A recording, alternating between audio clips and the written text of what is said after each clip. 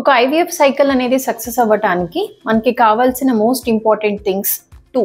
ఒకటి మనకి good quality embryo, రెండోది వచ్చేసి ఒక మంచి uterine cavity and good endometrium. ఇప్పుడు ఈ యూట్రస్ ని ఎండోమెట్రియం ని మనం అసెస్ చేసుకోవడానికి 2 విధానాలు ఉంటాయి.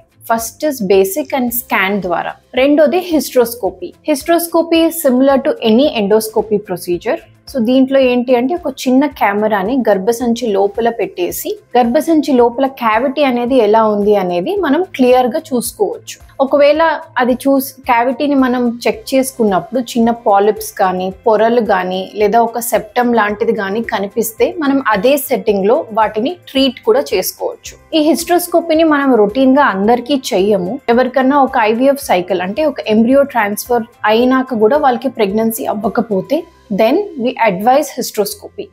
లేదా మనకి స్కాన్లో పాలిప్స్ కానీ లేదా సెప్టమ్ కానీ లేదా ఫైబ్రాయిడ్ క్యావిటీ లోపల ఉంది అని మనకి స్కాన్లో డౌట్ఫుల్గా ఉంటే దాన్ని మనం హిస్ట్రోస్కోపీలో చెక్ చేసుకొని సేమ్ సెట్టింగ్లో ట్రీట్ కూడా చేసుకోవచ్చు. ఇంకొక కండిషన్ అడినోమయోసిస్. అడినోమయోసిస్ అనే కండిషన్ కనుక యూట్రస్లో డయాగ్నోస్ అయితే హిస్ట్రోస్కోపీ ఇస్ రిక్వైర్డ్.